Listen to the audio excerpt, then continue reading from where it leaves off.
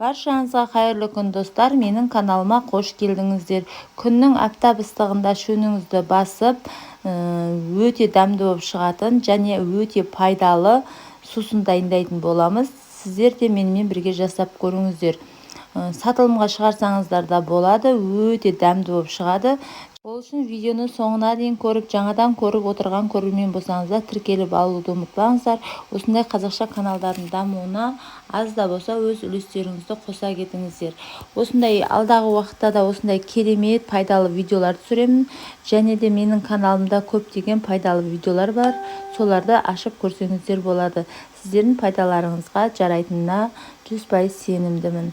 Енді біз лимонымызды осындай жарты лимон қажет болады. Осын майдалап ұсақтап турап аламыз. Және де бір апельсин қажет болады. Оны да жақсылап майдалап ұсақтап турап аламыз. Сіздер де менімен жасап көріңіздер. Сіздерге де ұнайтынына 100% сенімдімін. Осылай майдалап турап сатылымға шығарсаңыздар да болады. Керемет рецепттердің бірі. Бізге мята қажет болады. Мятаны өстіп екіге бөліп алдым ұзын болғандықтан. Енді бізге бір алма қажет болады. Алманы да өстіп ұсақтап турап алдым. Көбірек жасайтын болсаңыздар, осы рецепті екі есеге көбейтіп істесеңіздер болады. Өте дәмді болып шығады. Сіздер де жасап көріңіздер. Өте пайдалы. Магазиннен химикатты сусын алып ішіп көргеннен гөрі өздеріңіз өз қолдарыңызбен осылай таза өнім жасап ішсеңіздер болады. Өте керемет сусын. Үсті майдалап ұсақтап турап алдым алмаларымды. Осылай суымызды жақсылап қайнатамыз. Ыдысымызға сақырлатып, қайнап тұрған судың үстіне осылай каркеде саламыз. Осындай шай сатылады магазиндерде, дүкендерден алсаңыздар болады.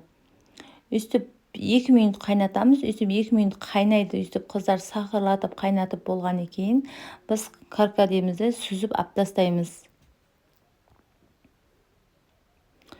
Жақсылап аптастаймыз. Сөйтіп үстіне өздеріңіздің қалауларыңызша құмшекер қоссаңыздар болады. Дәміне қарап, қатты тәтті қылам десеңіздер көбірек қосыңыздар. Шілей тәтті керек емес десеңіздер азырақ қосып, осылай жасасаңыздар болады. Үстіп сүзіп аптастаймыз. Сүзіп алып тастағаннан кейін үстіне ұсақтап туралған лимонымызды, мятамызды, апельсинімізді жақсылап салатын боламыз. Салып бұны 5 минут қайнатамыз, сақырлатып. Ұсақтап туралған алмамызды және де дәміне қарап құмшекер қосамыз. Сөйтіп жақсылап араластырып бетін жауып қоямыз.